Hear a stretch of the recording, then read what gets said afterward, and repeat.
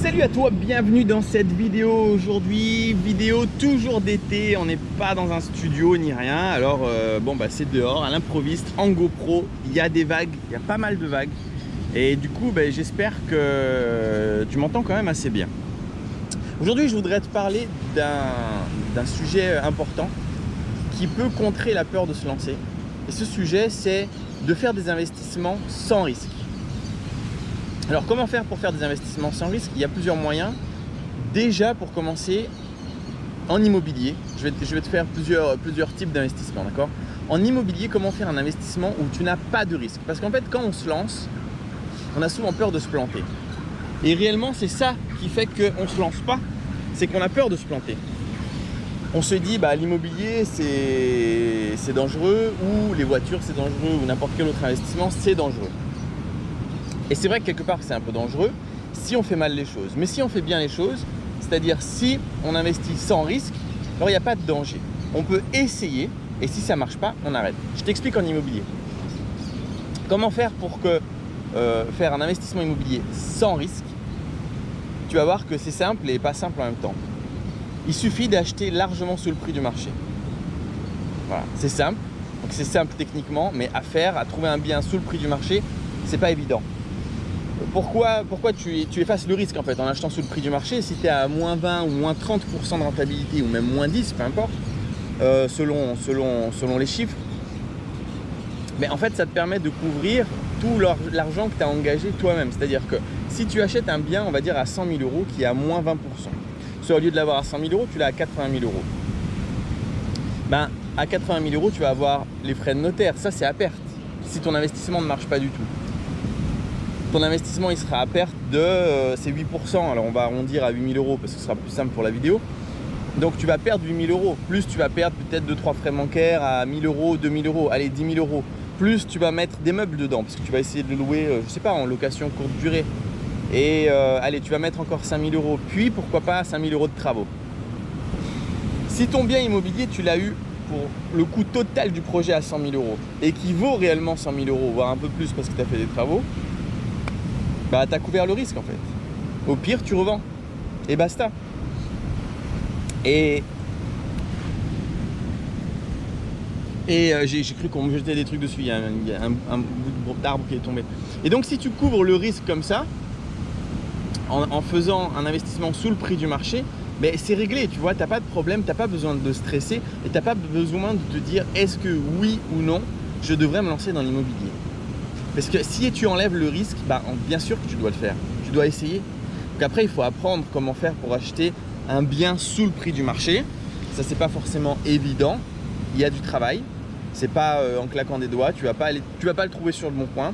Il y a des techniques à faire, techniques qu'on utilise, dont on parle dans la formation, mais qui sont globalement en fait de multiplier les coûts pour essayer de trouver le bon vendeur. Même pas forcément le bon bien, le bon vendeur, celui qui est prêt à vendre sous le prix du marché. Et là, il y a plein de techniques de négociation, il y a plein de choses à savoir, à apprendre pour trouver ce bon vendeur. Mais en tout cas, une fois que tu sais appliquer la technique et que tu appliques la technique, je te garantis que tu finiras par trouver un bien à moins 10, moins 20, moins 30% de rentabilité. Tout simplement parce que si c'était pas possible, je ne ferais pas du tout d'achat immobilier. Je n'aurais pas fait en fait, tu vois. Si c'était pour acheter comme tout le monde, je l'aurais jamais fait et donc je ne pourrais pas être là aujourd'hui à t'en parler. Si je te parle aujourd'hui, c'est que je l'ai fait. Et donc tu peux le faire aussi. Bon, ça c'est pour l'immobilier, mais il n'y a pas que l'immobilier, il y a aussi plein d'autres choses qu'on peut faire. On parle souvent des véhicules, des voitures. Attends, je te fais une petite vidéo. Ah oui, je suis toujours en Colombie. Je suis toujours en Colombie, mais aujourd'hui, journée plage, mais sans trop de soleil. Alors bon. Donc les voitures, ça marche même mieux que l'immobilier à vrai dire. Parce que en fait, là, il y a du vent qui se lève. Est-ce qu'on n'irait pas kiter après? Bon, les voitures, pourquoi il y a plus de possibilités? Parce qu'en fait, c'est des montants qui sont beaucoup plus bas et souvent, c'est des gens qui vont vendre avec beaucoup plus d'urgence qu'un bien immobilier. Tu sais qu'un bien immobilier, quand tu l'achètes, ça met du temps. Il faut compter en moyenne 3 mois avant vraiment d'obtenir les clés. Entre le moment où tu dis ok, je te l'achète et au moment où tu as les clés. Une voiture, c'est instantané. La personne, il y a beaucoup de gens qui vivent sur l'instant T tout de suite. Et donc, si tu leur proposes un prix plus bas mais qu'ils ont l'argent tout de suite sur leur compte, il y en a beaucoup qui le font. Moi, j'ai toujours fait enfin non, là, 2 dernières années, je me suis un peu calmé avec ça, mais avant, je le faisais beaucoup. Là, je vais reprendre en septembre, ça fait partie des choses que je vais reprendre. J'ai jamais mis plus d'une semaine pour trouver un véhicule en dessous de 30% du marché, hein. Jamais. Hein. Pourquoi? Parce que c'est la même chose, il faut écrire à énormément de personnes, il y a toute une technique, il faut argumenter, il faut dire certaines choses, mais tu finis par trouver. Et donc la même chose, si tu veux te lancer dans la location de voiture et que tu as un véhicule à moins de 30%, tu as acheté, j'arrondis toujours, hein, mais tous les chiffres ça marche, tu as acheté à 10 000 euros et non pardon, le véhicule vaut 10 000 euros et tu l'as acheté à 7 000 euros, ça couvre tes frais d'assurance, ça couvre tes frais de carte grise, ça couvre éventuellement des frais de travaux et ça te permet d'essayer. Tu essayes et tu n'as pas de risque. Si ça ne marche pas, tu revends. Tout comme l'immobilier, si ça ne marche pas, tu revends. Et tu peux faire ça avec un peu tous les styles de business possibles et imaginables auxquels tu peux penser pour couvrir tes risques. C'est pas un secret, hein, les vidéos YouTube et tout ça, c'est du partage bien sûr, mais il y a aussi un petit côté business derrière, même si j'avoue que je mets plus de temps à faire YouTube qu'à développer le business derrière parce que je ne consacre pas de temps et d'énergie, il faudrait que je le fasse. Tu vois, il y a plein de formations que je voudrais faire, je ne les fais pas parce que voilà, je préfère être en Colombie à m'amuser plutôt que de bosser sur ça. Mais si je le faisais vraiment et si toi tu as un sujet de la même chose où tu veux créer en fait un petit business en ligne par rapport à une connaissance que tu as, c'est la même chose. C'est différent parce qu'évidemment tu ne vas pas acheter quelque chose sous le prix du marché puisque c'est ta connaissance, mais tu tentes en essayant d'être le plus économe possible, ce qui fait que si tu te plantes, tu n'as rien perdu quasiment. Tu vois, lancer quelque chose en ligne, c'est pas cher, hein. Si tu fais bien les choses, si tu crées quelque chose de simple, en vrai pour 500 € max, tu as fait tout ton business en ligne.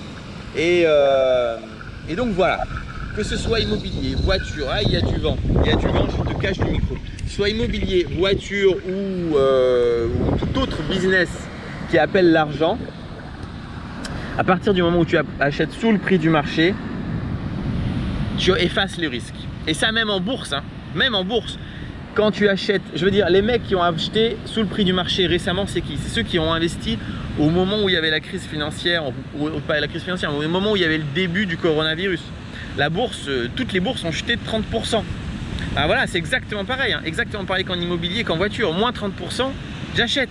Aujourd'hui, à l'instant T où je te parle, parce qu'à mon avis ça va redescendre, mais à l'instant T où je te reparle, ils ont pris plus 30, voire même plus 40% en l'espace de quelques mois. Et le risque est hyper amoindri. Si tu rentres aujourd'hui on est très haut, on est historiquement très haut dans la bourse, évidemment c'est risqué.